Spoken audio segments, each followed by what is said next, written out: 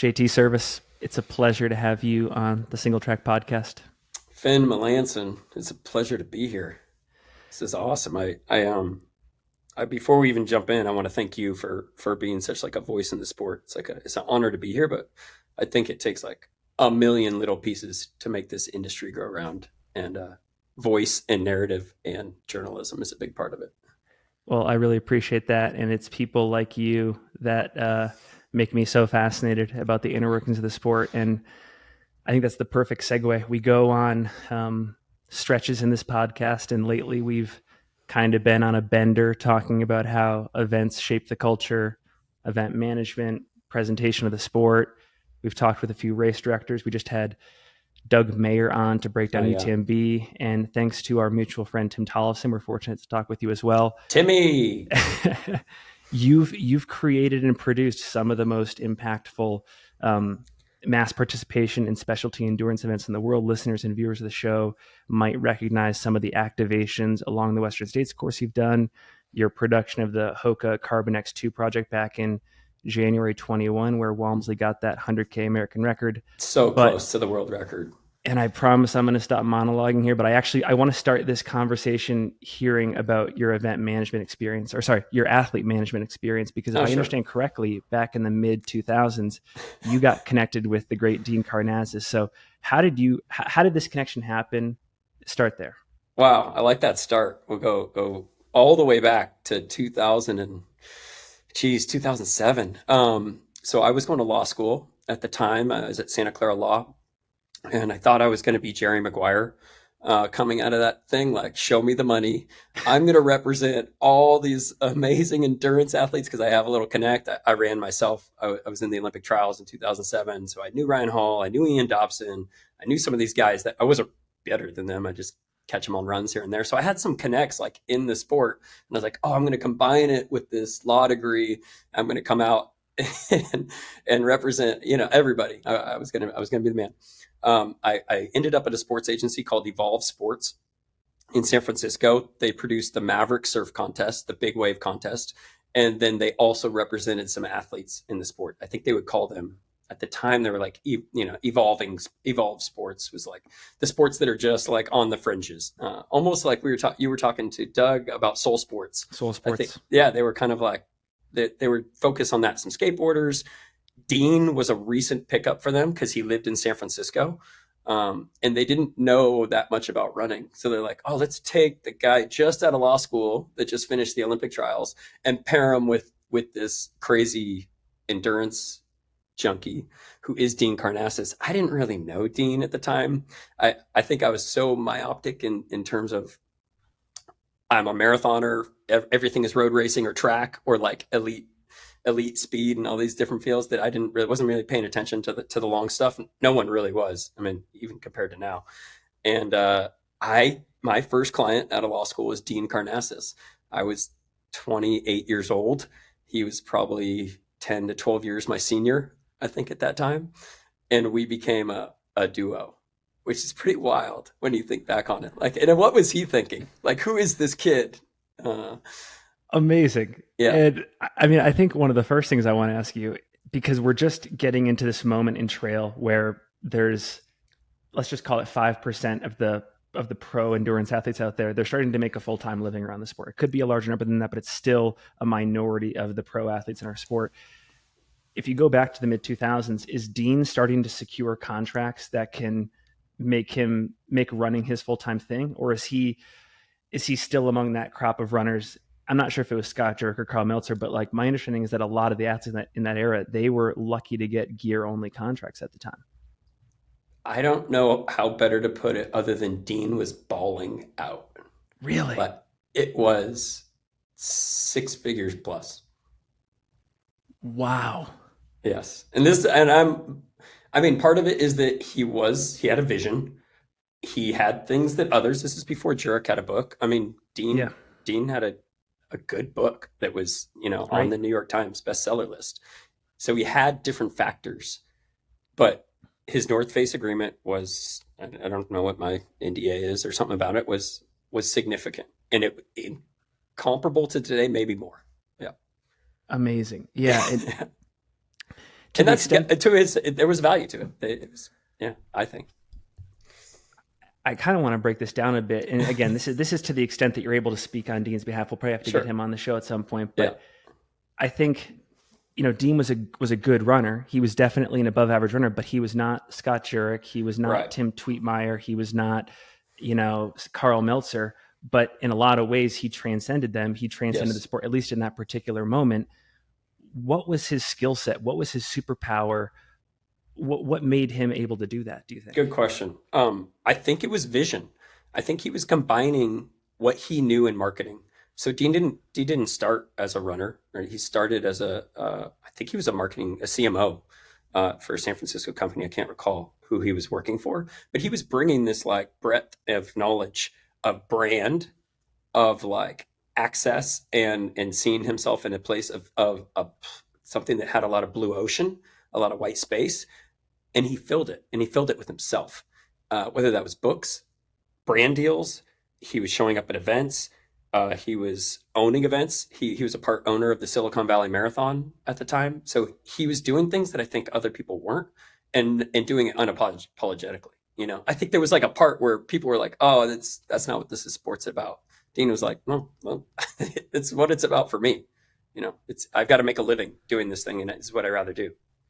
I think there are some athletes that have gotten up to his level of transcending the sport. Courtney Dauwalter comes to mind. Even Scott in the future years wrote two great books and has become like a global ambassador for books in the sport. So there have been people that have gotten to his level, but it's amazing that what Dean did in the mid 2000s, that hasn't necessarily been surpassed yet. Like Dean is still kind of the model, sort of the limit for what you can possibly hope to achieve as a I pro think you're athlete in the right. sport And from a it's reach funny standpoint. how impactful I think now that I think back on it, it was on me in this sport of like not setting limits on these things, of not doing things exactly how everyone else is doing them, to look for inspiration of ways that outside of our current sport or the current way things are done or something like that.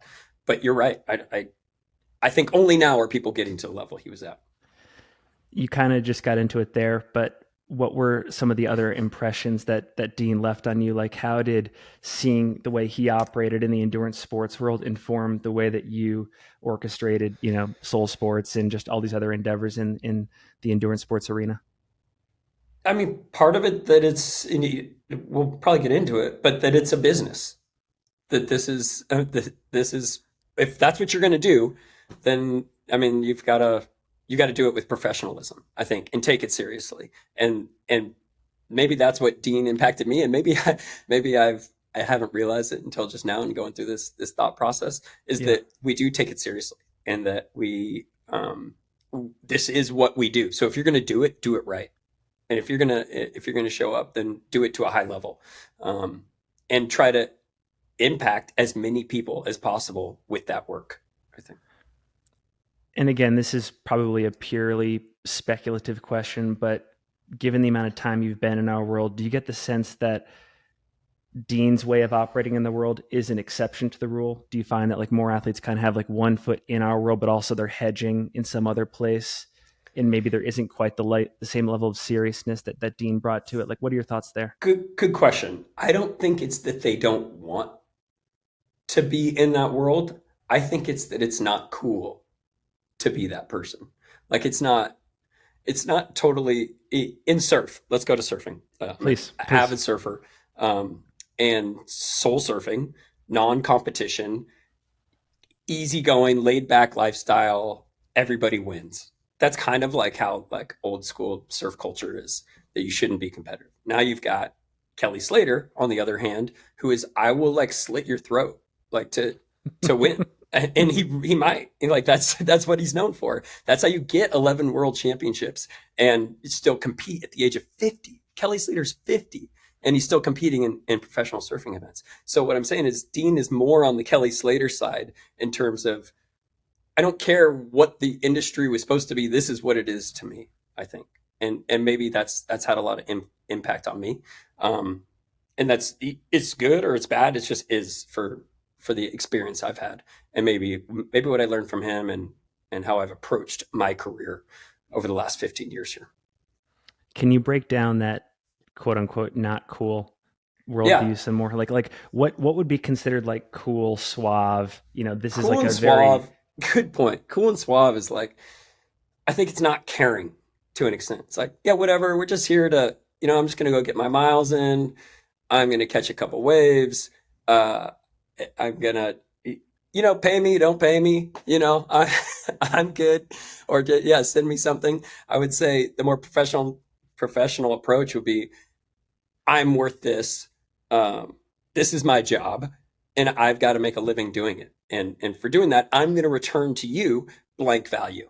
It's more transactional. Transactional is not cool. Uh, Bean counters are not cool. PwC, Price Waterhouse, whatever, not cool. What is cool?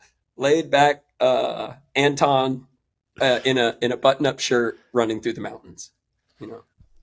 it's amazing that in this day of age, the most metal or countercultural thing you can do in trail running is be a capitalist. It's kind of true. Isn't that wild? But are you feeling that? Like, you've had some of these conversations over the last few on some of your pieces of yeah, Pilates, yeah. So Doug Mayer. yeah, it's a great question. I think so I'm in my early 30s. If I had been doing this podcast in my early to mid 20s or even my late 20s, I think I would have been very susceptible to the dominant culture, which is again like be laid back, make it seem like you're not trying, the nature vibe, all that kind of stuff, which by the way, I love and I respect and I'm Me attracted too. to it. But I'm in my early 30s now. I'm kind of coming into like my sense of like purpose and being and whatnot. And I'm unabashedly into the business of the sport. I'm unabashedly into Yeah. like some of the corporate elements, and I think they're cool. And I can't live a lie. Like these things fascinate me. I'm kind of impressed with like the builders out there and the people that are taking big swings at the plate. So that's just who I am. And like I appreciate everything. Like I think that I try to make sure that when I'm having a discussion, both sides of the table are represented. Same. But Yeah, and I we're also talking about we're in one of the smallest sports out there with the least amount of revenue flowing through. So us talking about being into deals and winning in that level is still on such a small playing field versus, I know you and I have a mutual love for the NBA playoffs, but see the Steph shirt. I love it. they got night. Sure, it was night for the Warriors last 2 weeks ago. So my team's done. We got game 5 for the Celtics Heat tonight. I'm a diehard Boston Celtics fan. Oh, and that's awesome. We need Tatum. Will this be the and first Jalen. time a team comes back and wins 4 in a row? I mean, I don't know if you know this reference, but Kevin Millar from the 2004 Boston Red Sox, Cowboy Up. He had this famous Cowboy Up statement when the Sox were down 3-0 against the Yankees in That's the awesome. 04 ALCS. We need like our basketball equivalent of Kevin Millar to step up and continue to rally this team. Cowboy Up. No, I've been so into the NBA playoffs this year. I don't know why. I mean, part of it is I'm a diehard Warriors fan. I'm not just a diehard Warriors fan. Like I come from the Bay Area, so my dog's name growing up was Mullen, off after Chris Mullen, the '90s, Nice. wing, the '90s wing. I had a poster of Tim Hardaway on my wall because I thought I was going to go to the NBA. And instead I'm here stuck talking to you, Finn. Hey, I'm a very amateur NBA historian. I vividly remember the 07 Warriors upsetting the number 1 seed Dallas Mavericks on the back of like that was the Monte believe. Ellis. Yeah. Baron Davis, I think, posterized somebody. It's awesome. That's awesome. Yeah. Okay, well, a couple more questions. No one cares about Warriors. Oh, we probably just had a massive drop off of audience here. Like it went from like Dean Karnazes into the Warriors. Like I'm out. Another question on the athlete management front, and I've heard you discuss this on your Run Local podcast. Just the long tail effect of being an athlete in the sport. I think there are a lot of athletes that know how to do their current job very well, and that's to train hard, to win races, to podium, etc. But there's all sorts of other baggage that comes with it that they don't want to embrace or grasp very well. And then there's also the problem of like, how do I stay relevant for the next 20, 30, 40 years? What are your thoughts on that when it comes to like impact, job security, relevance? what are some good case studies, for example, of people that have done it well? Okay. Well, let's go back real quick. We won't talk about Dean the whole time, but he created some assets and platforms that he could use long term. Right. I think books are awesome. I think being able to do something else is amazing, other than just relying on that physical prowess that is going to leave all of us at some point.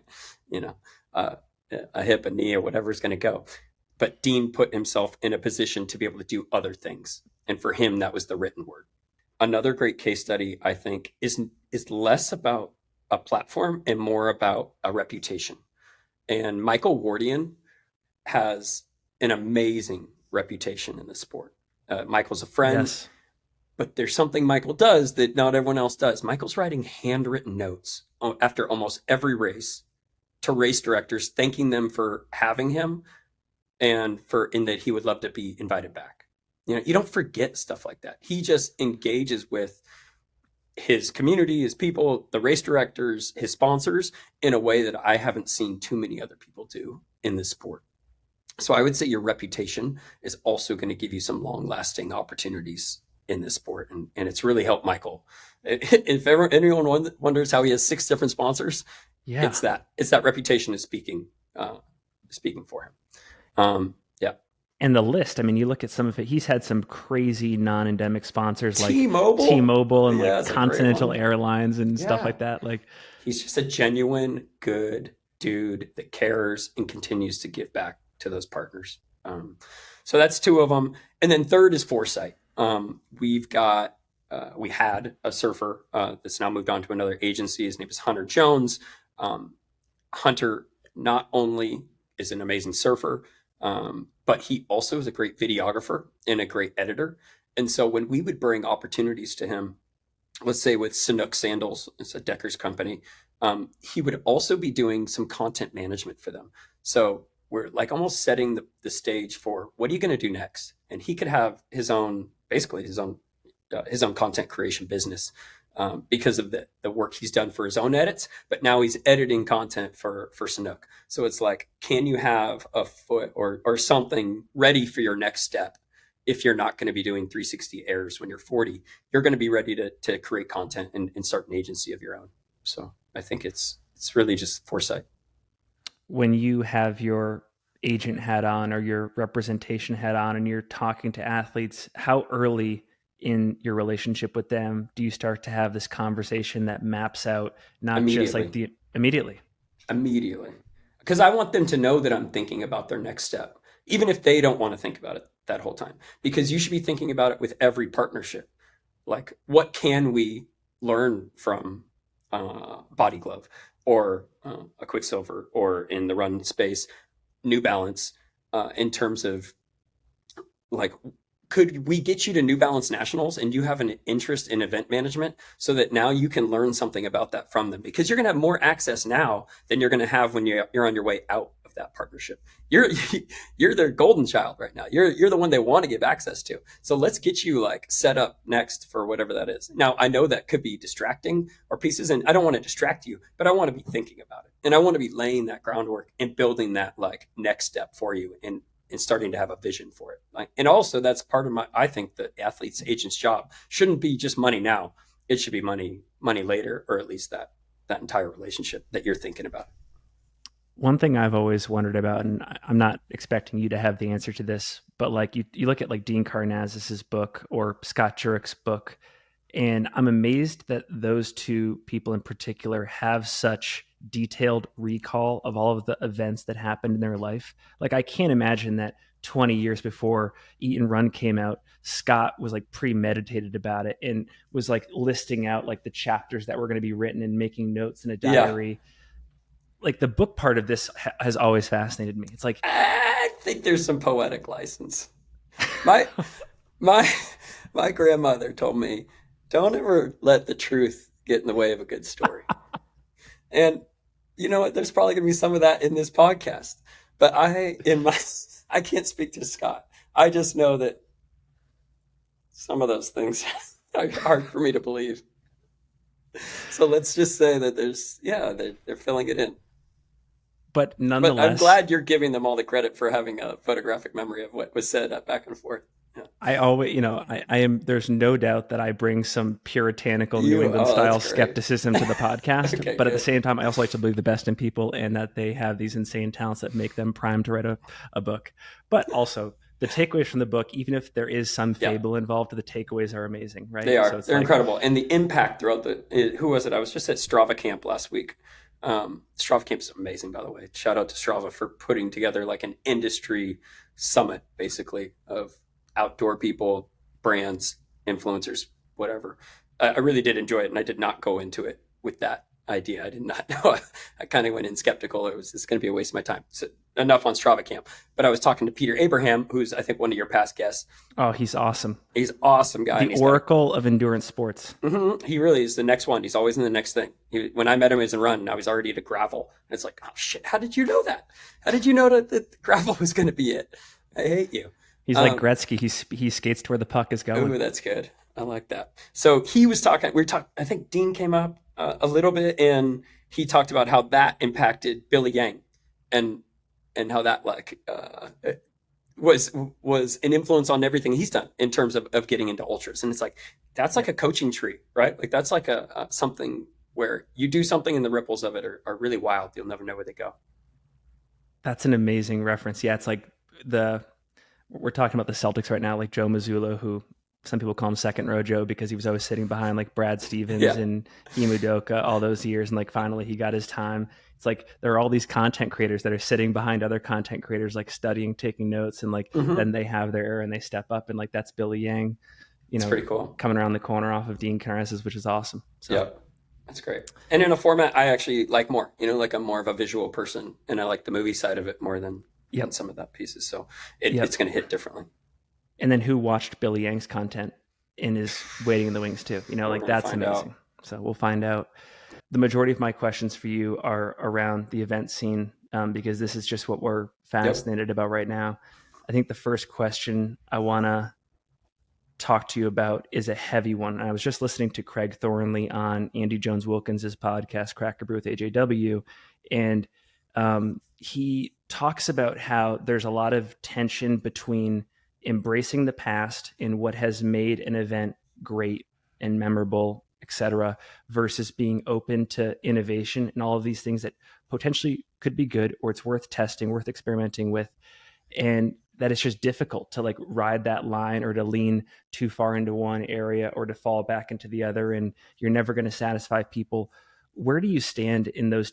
Where do you, when it comes to like those two camps, where do you tend to stand given that you're so embedded in all this? I like it's a good question, first of all, because we've talked about soul sports versus money making sports. And personally, I don't think there's really a difference, but that's because I don't see innovation and tech and new as a question. I see it as how does it fit your mission? Like, if your mission at Western States is to create an accessible event that has some elite, some participatory piece. I'm only saying Western States because Craig brought it up. Some elite, but you also want to represent the Sierra Nevada trail culture the way it was. Like that's your mission. And then maybe take that money because they have a nonprofit that runs it and keep those trails in good shape. How does that tech help fulfill that mission? Is really a question because that mission may be very different at UTMB. It may be very different at Run Local Events, our company, where we're trying to produce road races specifically in a regional area to support that area. So I don't think it's like a tech helps here or tech doesn't help here. It helps what you're trying to do. I don't know. Obviously, we want what you try to do to be equitable and accessible in generality, but in the end, you're going to have a different goal for every event. Does that make sense? I mean, it's almost like taking it back and not trying to. No, it makes total sense. I mean, here's one scenario that I could imagine happening, not necessarily Western states, but some other events, especially in the American scene, is moving farther and farther away from being this event that celebrates the amateur towards an event that celebrates more of the professional, the Jim Walmsley type, the Courtney DeWalter type. And I can totally see, not that it's happening yet, but I can totally see that tension beginning to form even more at a race like Western States. So like maybe in this case, the professionalization represents the innovation, and the historical nature of it represents the amateur part. Right.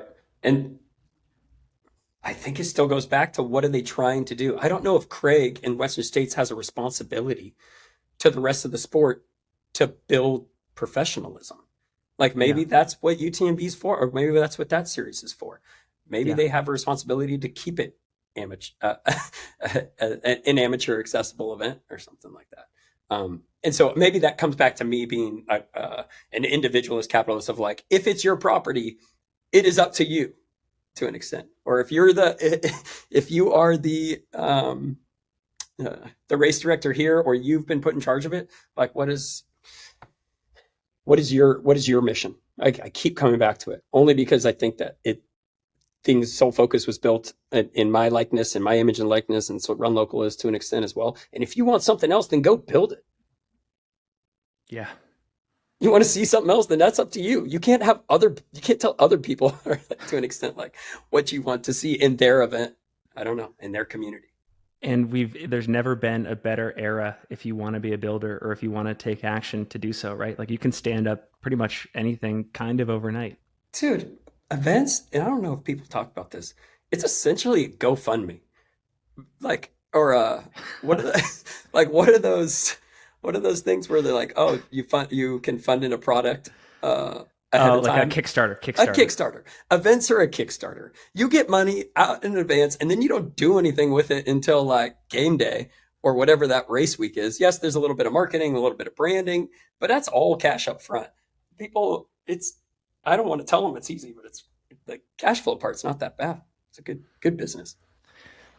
I'm not even sure this is a good question or a relevant question, but I think you may have been discussing this. I don't know if it was with Mario Fraioli at one point on your show Mm. or with Simon Freeman, but can you talk about the differences you see in operating events in our sport as a business? So like really committing to it like an Air Viper running does, or like a Greg Thornley does, I love versus Janelle. more of like a lifestyle or a hobby or like a side kind of thing. Like is there an important distinction there? And do you think that there are quality differences as a result? I think so. The word to me is professionalism. It's like, what do you wake up every day and think about? My job and my team's job is to wake up and thinking about how to produce the most professional, organized, impactful, supporting our brands, our and athletes in a way that they're never going to forget, and that it's going to be an incredible experience. What is that person who's doing it between 5 and 8 p.m. or on their weekends doing every day? Like, I think they're holding it together. And that is not to say that there aren't better hobby or amateur race directors out there than some professional ones. I know some terrible Yeah. professional race directors. They like mailed it in years ago, and they're just holding on for dear life till maybe they can sell it or retire of some sort. But I'm not saying like every part-time race director is amateurish. They might bring a ton of professionalism. By the way, It's is there money to be made in selling events? Like if you're selling an event to like a UTMB, do you suspect that there's actually like decent life-changing money in that scenario? Or is it kind of like, that's like maybe 1 or 2 years salary? No, there's money to be made for sure. I mean, it depends. It's going to be like any other asset. I think you're going to have to show your books for your annual EBITDA, and then they're going to give you a multiplier, and you're going to walk away with, 3 to 4 years of whatever you made for it. So it depends on what Gotcha. you consider life changing. For some people, that can turn into something that can be your second home, I guess. Gotcha. Sorry to interrupt, by the way. I was just That's okay. fascinated. I know you like the business stuff, and I like it too. And I just bought Oakland Marathon. So, Corrigan Sports, you're welcome for that second home. But it's funny because that guy's kind of a mentor to me. Lee Corrigan is awesome. He owns the Baltimore Marathon. And I was like, what are you going to do with this? And he's like, I'm going to Florida. Awesome. That's amazing. Yeah. Okay. But yeah, we were talking about sort of This is too much inside baseball. no, this is great. Hey, if the audience doesn't like it, I don't care. This is all, I make these shows for me.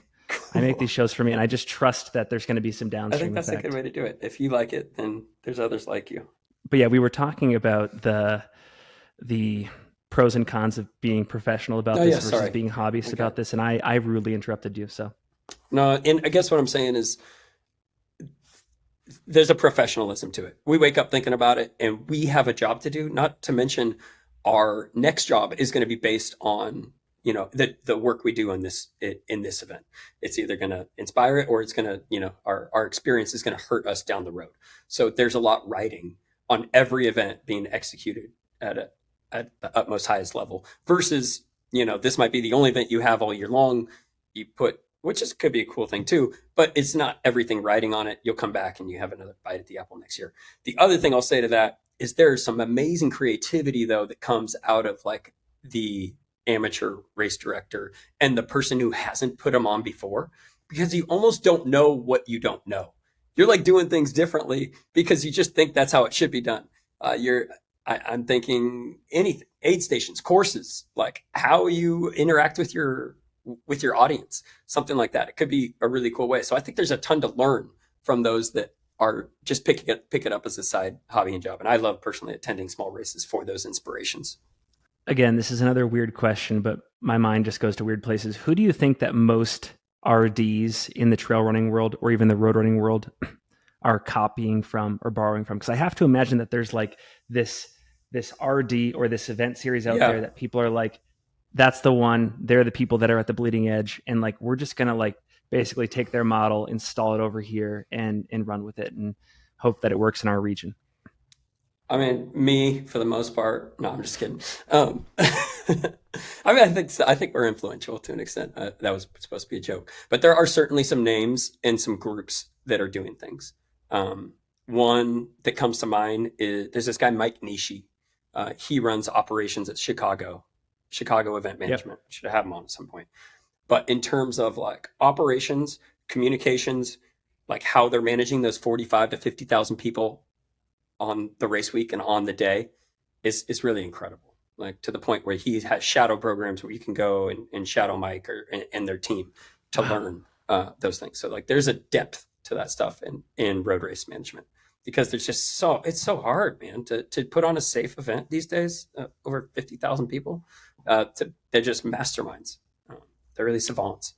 So road is harder than trail to execute? I think just the people, just the masses to control them and to do it safely, it's tough. But then you go to Jamil and the team at Airvipa and coke it down to 250, and you got to tell me you're going to produce an event for 5 days? Like, what the fuck? Excuse me. He's amazing. So I think a lot of people, I don't know if you guys look at Jamil. I got my Jamil. Cocodona media team shirt on here. That's awesome. I look at Jamil for inspiration back into road and into other things. So I think if you're smart, you're looking both ways. You're not just looking, or you're looking even at track and field and seeing what's working there. Or if you're really smart, you're going to music festivals and you're looking at what is hyping people up at that time and trying to bring elements of that back to your race or to your event. We were talking earlier. Well, maybe I was talking about this on another podcast, just about how there are so many options out there, even just in the trail running world these days, in terms of where to plan out your race schedule, where to go, where to race. And it makes me wonder, given that there's so many races out there, it's relatively easy to get something up off the ground. Do you find that there are more mediocre events out there, or do you find that by and large, the people that get into this, they care about the art form aspect of this? Like they think of putting on a race like their Sistine Chapel, or caring about impact. Like on the spectrum there, where do you typically lean? First of all, I think I mentioned this before we started recording, but I have a hard time speaking fluently or with knowledge of the trail space and the ultra space as much as your audience does. So I think there's going to be a lot of elements where like, this guy's such a kook. He is a business minded, brand agency, represented Dean Karnazes. That's what he knows about ultra running. Like, that's not what this is about. You're absolutely right. If you're thinking that at home, that is accurate. Now, do I have am I watching at all times? Yes. Like I'm following all of you on Twitter. I'm such a fan from afar of the business of all of the industry of run. So I guess I'm coming to take it with a grain of salt. It seems like there's a whole bunch of half-ass events out there to me. And it's hard to know. Like sometimes everything looks the same. and it's hard to know until you get out there. Do I think everyone's heart is in the right place? For the most part, yeah. I think everyone's trying to build the Sistine Chapel. They just don't know how to paint. All right. I want to ask you a couple questions about COVID because I don't know if the pandemic is still going on or if we're out of it and we're kind of reflecting back on the last 3 years, but It let's never just happened in assume Florida. it never happened in you. By the way, it never happened in Utah. We never had That's COVID great. here. It's amazing. Cool. But what were the lessons from those like years of 2020 to 2022 for running events? Like, and I think specifically, I'm curious to hear your perspective on like where COVID broke the cycle on the status quo for events, where it made you start to think differently, what you kept, what you leaned into, what you left behind. Like, take that wherever you want. Yeah, I'll take it one place for sure. And I think it was more philosophically for me, which was to just keep moving. Like there was this element where I think a lot of people just paused and they stopped and events stopped. And there was some good and bad for it. But for us, I don't do well in that environment. Like I don't do well in status quo or in a lack of movement. So our company kept everyone on staff, kept, I don't know what it was, 16 people without event revenue coming in, which is very, very tough to do. We all took pay cuts, but we kept doing things. And I don't know if they were the right things or the wrong things, but for one, we started some virtual events. We started a thing called the California Coast 500, which was encouraging our athletes, our participants, to virtually run from Santa Monica Pier to the Golden Gate Bridge over the summer from Memorial Day to Labor Day. So that was just after COVID had just kind of like hit California. Things were still pretty shut down, but you were encouraged to like track your training from Memorial Day to Labor Day and see if you could get 500 miles in of walking or running. For us, it was just as much of us to keep moving as it was to keep our participants moving. It was like, we got to keep doing things. Let's keep going. Let's not let this stagnate us. And let's keep everyone going and keep staying sharp. There are events that just went away. They froze and they haven't come back since, I don't think. Like some of them in the Bay Area, at least that I've seen specifically, is they left and they weren't able to keep going or they went and got another job or whatever. I'm not sure what happened. So I think there's an element of two. One, keep moving. Two, keep your people moving. Three, keep your runners moving. And in a way that kept us just sharp and ready for whatever it was, whenever the industry did come back. And when it came back, our company, like our team, was still rocking. A, we didn't have to bring anyone back. B, we were ready to answer that call. Three, there was just like a preparedness. And maybe that wasn't intentional. It was just that's in our blood. That's in our intuition, I think. You mentioned the Run Local Wednesdays and starting to create content, having a digital presence. Do you think that there's a mandate out there for all events companies to add this media arm? Like I know we were just talking about Air Viper running to I don't want to say a large extent, but to a significant extent, a lot of what Jamil did on social media, on YouTube with their film series, I think that's brought a lot of inbound into their events. Totally. So should you only do it if like you already kind of have the interest in it, or is there like a place for all event brands to follow a similar playbook? Yeah, it's a good question. I mean, what the experts will tell you is you have to be yourself on those platforms. You can't be like trying to be Jamil or myself or yours or whoever it is. You still have to do that. But I have a hard time seeing a successful brand out there, whether it's an athlete or an event brand themselves, without a digital facing strategy. It's just like, how are you going to get that message out there in any other way? Even if you have race results, you're going to be less valuable. Who's doing this well in the road running world? Like I mentioned Aerovate, but obviously with Run Local, you guys have great stuff. I've listened to the podcast. It's excellent. We'll link to it in the show notes. Got to bring it back, by the way. We will. It was excellent. Yeah, it's coming. I just got drinking from the fire hose over here. The last question I want to ask you in this area is just this whole idea of like, okay, there is this like, if you're for some event companies, it's one and done. Like you just have like this event that happens maybe like with Western States, it happens in June 2023. And then the rest of the year is just open space and you're doing all sorts of other logistical stuff. Talk more about your perspective on like extending that value proposition pre and post event. Like maybe it is all in the digital space, but is there anything else that comes to mind that an event can do to be relevant to their customers? And you're speaking my language right now, Finn, because it's a big thing that we've been working on our team with, because the value there is the value to your partners. And that could be any of your partners, whether that's a sponsor partner like a Under Armour or a Hoka who partners with our Run Local events. We are basically, can be an arm. We could be an agency. The Oakland Marathon could be an agency to Under Armour throughout the year, because we might have 50,000 people on email. We have 10,000 people that just finished the race, and another 10,000 that are going to run the race the next time, not knowing who those people are. There are so many things you can do, from community runs throughout the year. I think they could be pop-up runs. They can be something on a holiday. They could be something fundraising. In the city of San Jose, in a couple of weeks, we're doing a cleanup, like a river cleanup with the mayor of San Jose. But we're utilizing our run audience to bring them out to do that. Like, go for a run, then we're going to clean up San Jose, then we're going to go get tacos and beer. Like, there are so many opportunities to engage that audience throughout the year that are going to help you on race day, that are going to keep them engaged, that are going to be like making a better community of these runners.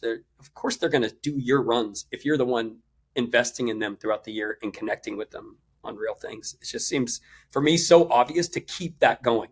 And as long as you have the right people and it's fun, then it should not be, shouldn't even be a question, right? Don't turn off. Be always on. What are some more examples of how you guys are doing this, for example? All right, so talked about the runs. I think it's other events are important too. So Okay. we've been talking about like Run Local partner events. Like, I might not, there's a race called Wharf to Wharf in my hometown in Santa Cruz. It's a great run from one wharf to another wharf. It's 6 miles.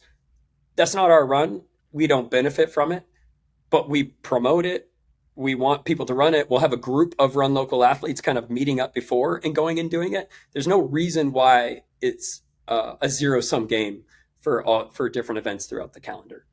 San Francisco Marathon. Oakland and San Francisco were owned by different people. There's no reason that we should be partnering, but we find any opportunity to partner with each other to do that. That means we're even doing, like, if you run our race and you run San Francisco's race, you're going to get the Bay Bridge Challenge medal or something like that. And it's going to send people back and forth. And if you're looking at it as like we have to beat them all the time, then I think it's going to hurt everyone, honestly. And maybe that's just, it's in my nature to like engage and partner and work with people. But I honestly believe it's the way to go for this thing. We got to make this pie bigger. We can't be fighting over slices. I'm sure there are at least a few ambitious race directors that are listening to this conversation. For those ambitious race directors, what's your general thesis on how events grow and hit like an escape velocity, or get to a level of impact and reach and registrations that Yeah, you find satisfying? man, this is something we talk about every day. So this is the great easiest question ever. One is retention. So you're gonna get to a place. Let's say you do, okay. One is getting your event off the ground and creating a good, well executed event. This is, you can't build a house on sand. So that means it's got to be functional in all ways that you expect it as a runner to be functional. That's one. Now, once they're there, it's got to be a good time. They got to be able to tell people about it, and not just on that like execution part. There's got to be something different. There's so many races out there. What's going to be different about it? Some experience on the course.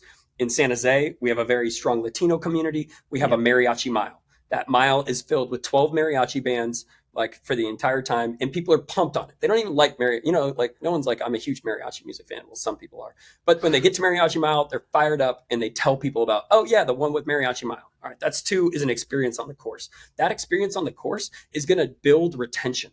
That means you're building an experience, a memorable piece, a something to share, a something you want to go do with your family and friend next time. So you're building that little thing that's going to bring them back, because you don't want to have to sell to 100% of the new people every single year on these events. You want to be able to sell to just 50% of the people. And then that's where the last part comes in, which is digital marketing, SEO, being on top of the algorithms. What's going to happen in terms of your content sharing of those experiences that you just created in that event, and filming it, and delivering it, feeding it right back to that population.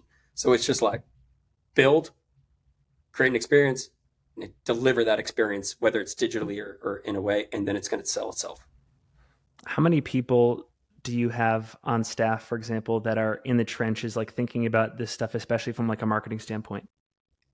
1, 2, 3. We only have, well, I'd include myself because I freaking love it. So I'm still on it. There's four of us doing that at Run Local, but then we have a staff of 20 that are doing this for brands all over the country, whether that's Under Armour, Hoka, Solomon, GoPro, Strava, stuff like that. So they're thinking about the same things, but they're thinking about it for those brands to help them create those experiences in those moments. And they're doing an amazing job, Finn. We have an event coming up, the Hoka Festival of Miles. Okay. It is going to be in St. Louis. It's awesome. Runner Space will stream it. The Big River management team, the Big River Run management team, they produce it, and they've all got so much passion for the sport to see these high schoolers run a mile really fast. There's some 800 meters too. But Hoka and Soul Focus is bringing so much magic to it. Like I can't, some of it, it's just going to be an experience for the athletes of when they show up, to the lounge that they get to see in it, to the announcements that they will feel like a football player coming out on a Friday night, like having their name announced and running onto the track, whether that's lights, fireworks, and then the moments they get afterwards, whether they PR or, we're going to try to get as many boys under sub 4 as possible all in one race.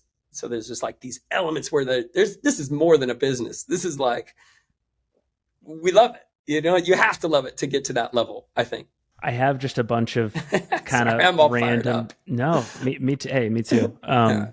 I got a random sort of medley of remaining questions to ask you. The Cool. first one is based on something you tweeted out maybe a year or two ago. You've been vocal about these sports based Netflix shows like Drive to Survive and Full Swing and how they help grow fans. And I think you said that like one of the easy lessons is right there in front of us. It's all about athlete storytelling. And when I think about the chance to replicate this in the running world, it could be trail running, it could be road running, it could be track and field, et cetera. Do you think we are ready for this opportunity if it came to us? Like, is our sport sufficiently organized for the presentation to make sense to a general audience? Short answer, no. I don't think we're organized enough in terms of a team setup or a schedule setup or a league or like you know what I mean? Like in all of those shows, there seems to be a narrative. Coherence. It's that plus you go from this step to this major to this thing to that thing, and it's got like a built-in narrative. So we either have to create it, within that show and say, hey, there's the beginning of the season, here's the end of the season. We're trying to get to this championship and be able to show a victory like they have in Drive to Survive at the Constructors Cup or whatever that thing is. And same in Make It or Break It. Surfing had to do it. Surfing had just a splattering of 12 random pro events. And then they had to create points and get to it. And there was pushback, but you know what? They created it. And now you finish with a champion and with a weekend of like a Final Four.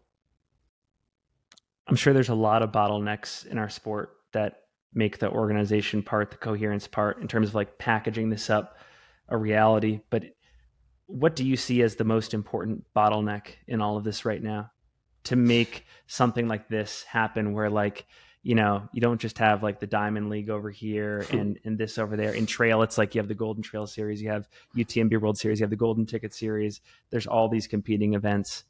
Like where do you, it could be in road, it could be in trail. Like, track too. It just seems to be governing body. It seems to like get in your own way. And it goes back to that piece of what is new, and people love to fight against it. So it almost will take that visionary and I feel like that strong hand and something to bring it together and be like, this is how it's going to be. And it might have to be shoved down their throats of like, this is what we need to do. And this is where we're going. And maybe that's happening as we speak, with a UTMB kind of a feel. And I'm saying maybe because again, I'm coming at this as a noob and I don't know all the intricacies of the plays in that piece. Yeah. But I'm saying it because sometimes it takes that vision to go and create it. And some people are going to be frustrated, but it's like, oh, whatever. Maybe you weren't meant to be on the pro circuit like that. That might not be for you. Knowing what you know about how the sausage is made in our sport, which category of operators, it could be the athletes, could be the RDs, could be the brands, etc. which of those operators have the most power in our sport? That's the first question. I think the the backup question off of that is, based on who has the power, who has the most power, Yep. are their incentives aligned with what it takes to create this type of sport where we package up this awesome entertainment product that reaches a general audience? Yeah, you're making me rethink my last answer now because I think it's pretty. I say it's obvious because it's obvious to follow the money. Like who's making the most money in all of this? It's not the athletes, and it's not some organizing committee, and it's not Joe Schmo putting on his 10K or his 5K. It's the person selling the gear and the shoes and the stuff who is making billions, or some of them, millions. And so I have put my stock and it's the reason we have an agency to work with brands, is because it's where we think we can make the most impact. We can get access to the biggest budgets. And let's say we really do care about those kids. Like that's why we're going big at Festival of Miles. That's why we work with Eat, Learn, Play, Steph Curry's organization at the Oakland Marathon. But we're taking brand money and we're funneling it to those opportunities because that's where we can make the most impact. So I think, to answer your question, they're the biggest player. So are they the ones to also stand the most? I think everyone stands to win if this thing is better organized and we Yes. have a better story, right? That's why I think everyone's important. You've heard like death by a million cuts. Like I think it's like life by a million, like by a million people doing the right thing in this space, to create a great organization. But the brands have the most power. I may be messing this up, so please feel free Yeah. to correct me as I describe this. But if you look at a sport like basketball or baseball or football, in those sports, in terms of the power hierarchy, it's the owners of the teams that have the most power, right? Good And point. in those scenarios, like the brands have a secondary impact on the sport. Like if you're Right. like a LeBron James, you get your contract with like the Los Angeles Lakers, and then you have this like medley of brands to Yeah. Good negotiate point. with. And I'm just wondering, like, Do we have that equivalent though? I don't think we do. And so what I'm Right. wondering is, and I think I'm definitely agreeing Yeah. with you that the brands have the most power in our sport, but like, what would happen if they didn't, and who would fill that space? Like, who is the appropriate person or type of person to fill that space? I don't know the answer, by the way. I just, Yeah. I'm like, who not quite fills the sure. I vacuum? mean, I guess it would be if we could come up with some really strong teams. I don't even know what they would be. The Coquino Cowboys, like they would, you know what I mean? And they would go against Yes. the Barclays boys or something like that. and that's in the trail world, but I'm thinking also Ben Rosario and NAZ Elite and some of the team, but there's some of them are so affiliated with the brands already, it's hard to get them to be disconnected. So it's like almost brand agnostic. You're still sponsored, but you own the team. Do you think that there I are want a team, by the way. I just realized Me it. too. No, me too. And it just made me think, like, if we were to like brainstorm a list of There we wealthy go. benefactors out there, like the There Robert that Crafts of exist. running, the Genie Buses of running, like, could we make a list of the Phil Knights? Could we make a list of 30 wealthy benefactors that could stand up a team in Flagstaff, Seattle, Portland, Salt Lake City overnight, and then the brands could play a secondary role in all of this? I think we could do it, Finn. Maybe this is part of our We mission. fixed it. No, I mean, we were doing some investment in some rounds, and there are some people out there that just love running. They want to see it big, and they want to make these investments, but they don't know where to make it, and they don't. That you know what I mean? The plan isn't. The schedule's not there. So it's just a routing issue at this point. It really is. We just need to lubricate the pockets. That's it. I kind of want to talk about you for a second. Sure. You have been public about how you used to, quote, stay in your lane, but nowadays you're starting to find your voice. You want to have this bigger impact. You're assuming more leadership positions in the industry. What prompted this transformation? I think it's time in this industry. We started this conversation talking about 2007, me coming out of law school and working with Dean and seeing that world, then producing events for other people, then owning my own events, then working on the agency side, then representing athletes again, like coming full circle on some of these pieces. I've seen a lot of things, and maybe it's given me confidence to be like, oh, I can hold my own in most rooms in this space with some, you ask Walmsley probably knows who I am, all those people, you know what I mean? Because of these experiences I've had. But it's also because I look around and I want certain things to happen and I don't see anyone else I can tap. for some of those things to happen. And that's a gift and a curse, right? Like I want to be home and hang out with my family a ton too and be relaxed. But at the same time, I want to see some impact in this industry. I want to leave it better than when I found it. Bigger, more people participating, whether it's in trail, run, track, road, whatever. I don't care as long as you're moving. So for me, it's like looking around. And if they're not going to do it, now I feel a responsibility, but an opportunity to do it as well. Like I feel like our team is well positioned for it. I'm sure there's a laundry list of things that you want to tackle in the next few years and decades, but what are you most obsessed with right now on that list of places you want to have an impact? Like what is keeping you up at night, or what do you think about when you go on runs or when you're surfing or when you're on a walk or just thinking? What are you obsessed with? Yeah, one I'll do a specific and then I'll do a generic. My specific is a Run Local brand. It's the hat I'm wearing right now. I really truly believe the most impact you can have is on your community and in the people you affect every day. You know it the best, right? So for me, I know the Bay Area. I know the San Francisco Bay Area. I know the neighborhoods. I know the beating heart of Oakland. I know the spots of running in San Francisco. Grew up in San Jose, whatever it's going to be. Like I know those places and I can say that with confidence. I also know that it's completely like a bit disorganized in terms of the running community. It's got a calendar that doesn't quite work well together. We've got a San Jose Rock and Roll Marathon. We got a San Francisco Marathon. We now have an Oakland Marathon. We have a San Jose Half Marathon. A few smaller road races. Like for me, I want to put them together. I want them to really work together so that we can make the most efficient, impactful, like local running series. And that seems small, but if you look at New York Roadrunners and what they've created in New York in terms of, it's $100 million organization. They're giving a ton of money away to nonprofits and getting people moving throughout New York. That is not a small impact. Like that is a very big impact for a regional endurance series. They're doing a great job in LA with LA Marathon. Atlanta Track Club doing a great job out in Atlanta, bringing their entire community into an organized club. And so for me, putting those pieces together in the Bay Area is something I think I can do and most positioned to do. So that's what gets me fired up. And yeah. Well, I was going to say, given that you are so motivated and you have this vision and there are big things you want to tackle, it reminds me, I was listening to this podcast. It's called Invest Like the Best. It's like this business show. Really good. I highly recommend it. And the host had the founder of Zoom Info on, which is this business development software. And he makes this analogy when he's talking about how he builds his team. And he compares the Pittsburgh Pirates to the Boston Red Sox. And he's like, look, you could go work for the Pittsburgh Pirates. You could go play for the Pittsburgh Pirates and you're going to make a good living. You're going to have a great time, but you're not going to make the playoffs. And there's never going to be an expectation that year that you're going to win a championship. You're going to go home at the end of the season and have this long off season. Meanwhile, over on the Boston Red Sox, every single year it's make or break. We're set out to win a championship. And if we don't win it, it's an abject failure. And because of that championship mentality, there is this incredible amount of pressure and expectation that we place on every single one of our players, our employees, to execute on that. And if you don't want to be there, and if you don't want to be a part of that, go play for the Pittsburgh Pirates. Does that resonate with you at all in the way that you build your team, given that you have these impact-minded goals for your career?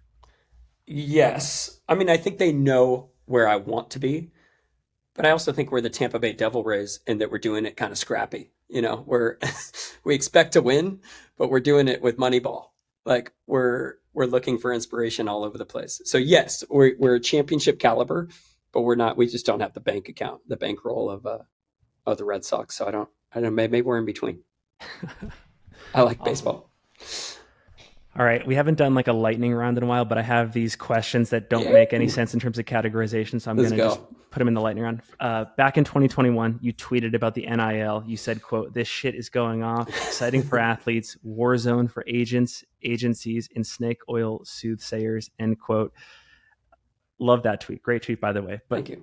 Is there any applicability to the running world? Like, do you see this whole NIL system benefiting collegiate runners Brooks Beasts, pre-Hanson's, signing with Nike, stuff like that? Yeah. I mean, I think if you're a good storyteller and a good content creator, I think brands are looking for you right now. And I know some of them, and I know I've been tasked with some of that. Find me a high school kid that can tell a good story, can utilize the camera and or their phone that we could bring to it. So it isn't all um, it helps to be Caitlin Toohey at if you know who she is, one of my favorite Yeah. athletes. She's just a stud. She was awesome in high school. She does it right, and she got an NIL deal specifically with Adidas before coming out. So is it helping her? Absolutely. Can she bring value to Adidas? I think so, and stay in college at the exact same time and be part of her Wolfpack national championship teams. So there's specific examples, but I think there's also the content creator opportunities to be like, yeah, a good storyteller and just be in the industry. If you know who Ben Crawford is at New Gen, it's called New Gen Track and Field. They have a I've heard of YouTube them. channel. They're pretty, they don't, they probably like, they probably make some people like cringe a little bit, but it's also like kids are cringy. Like, Yeah. what do you want them to do? And also, I want them to be themselves. So at the same time, Ben and his team, not that they're NIL, but they're speaking to a younger audience, and I think it's good for the sport. Yeah. There's this quote I just came across that you reminded me of with the new gen stuff. Old folks worry about the soul of the sport, young folks live it. Yeah. Oh, that's so good. So it could be the case that they're just forecasting what's going to be mainstream in like 10 years. I don't Yeah, know. that's really good, and it's true, and it comes with the tech parts too. Like, yeah, not all of it's going to stick, but you can't just do things exactly the same way forever. You got to be. What's your favorite running content to consume right now that might surprise a trail running audience, given that you're so steeped in like the road and the track world in particular? Oh, anything Jamil's doing, honestly. I think I love his live streams to the point where I've taken them and sent them to my team and been like, do this. I don't care how you do it. I want like, I think people like that, like slightly lack of professionalism, that they don't want it perfectly clean. And I don't think that's just trail. I think they want to engage in that all the time, to feel like they're behind the scenes, to feel like they're part of something, that they could Yeah. comment in on the side of it. The No Dunks podcast does that for me too. That I know that's not a trail running piece, but No Dunks is like a great thing to tune into on YouTube after a playoff game, because you're getting immediate reactions and you also feel like you're chiming in yourself. So I think something that combines like the the the participants to make them feel like it, but also that that person feels like they're on your level to an extent and you're talking to them.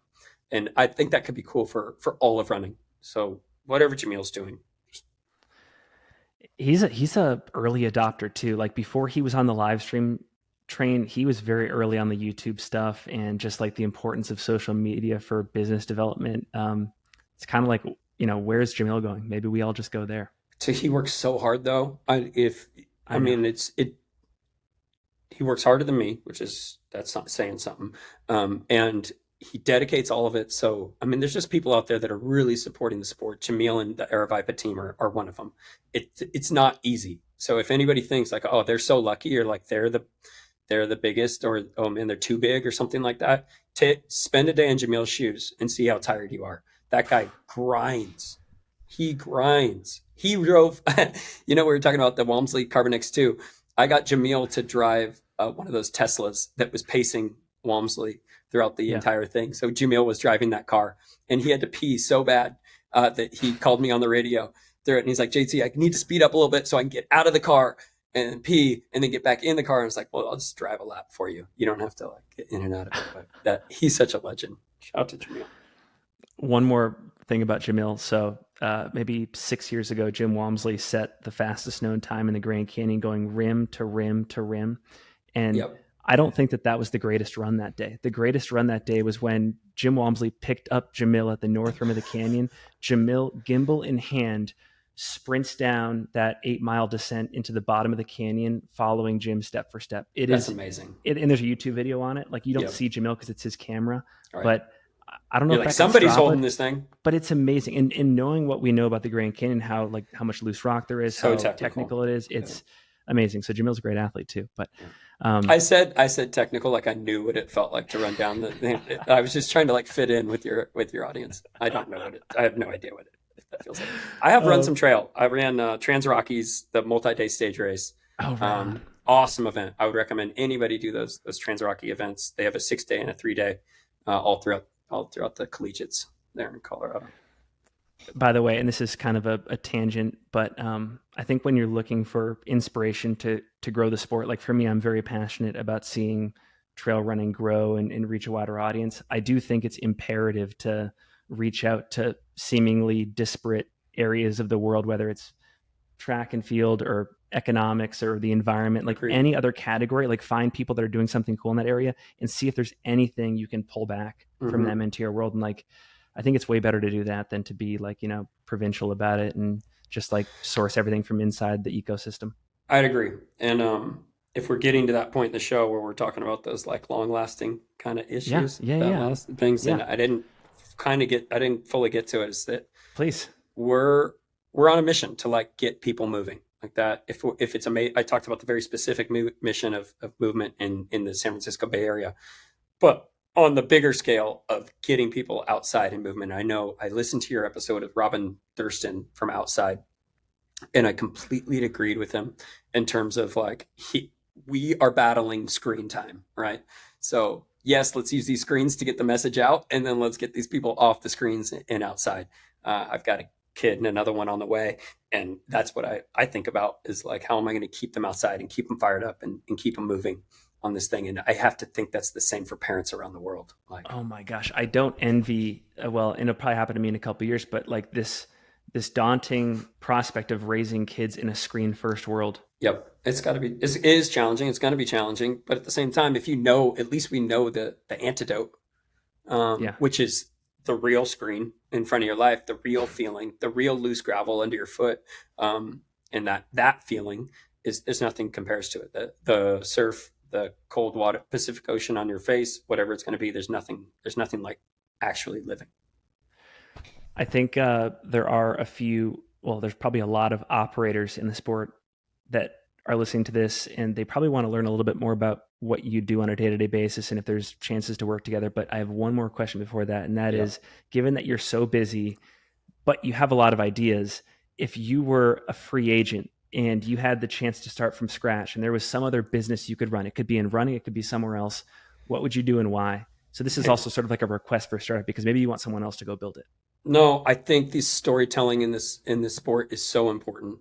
Like, I really believe in what you're doing, and what the athletes that are doing both, how impactful that can be, and to share it and to make it cool and to make it fun.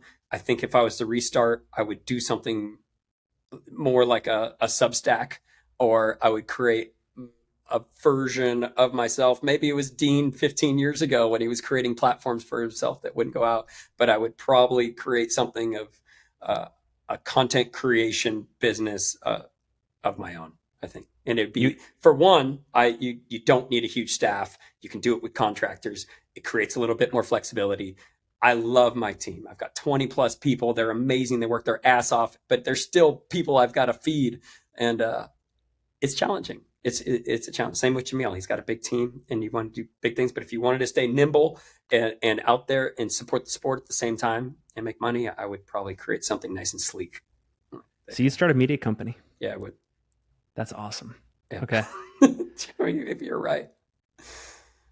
I'm jealous. Yeah. But the grass is always greener. So who knows? I think in terms of this last part of the conversation, let's get into final thoughts and calls to action. So maybe talk for a moment more explicitly about what you do.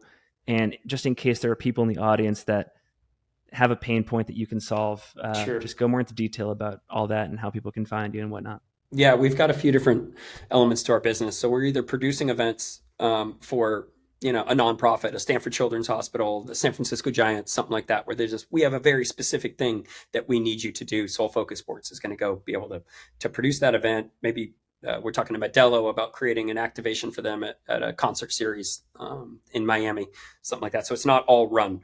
So that's like where if you have a very specific thing that you want us to do, we could probably figure that out and bring that to life.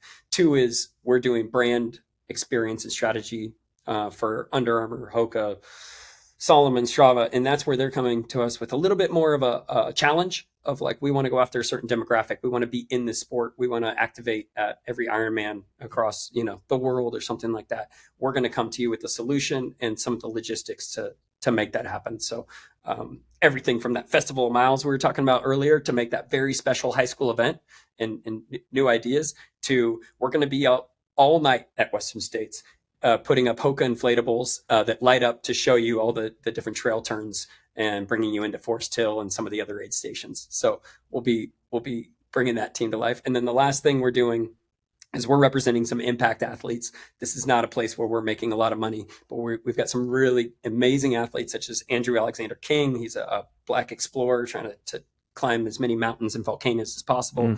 We're riding big waves. To Don Barry, an amazing rock climber. Man, they've got some great guys. So, I mean, from the athletes to the brand experiences to the event activation, we're doing that. That's all sole focused. The last thing we're doing is Run Local. We're in it here. It's our brand of proprietary events where we're actually doing the marketing, the sponsorship sales, and the production of events in California. Awesome. Yeah. Well, JT, seriously, I think I'm going to go run through a brick wall after this conversation. Let's go. I'm freaking inspired. Yeah. We'll make sure to link to all that in the show notes, by the way, but any other final thoughts for listeners before we go? No, just get out there and know that if you're working in this space, whether you're an event producer, an athlete, a coach, a volunteer at any of the events, you're making an impact to make this sport bigger and better. Like, it is life by a million, like, people. How about that? And it takes all of us to create greatness.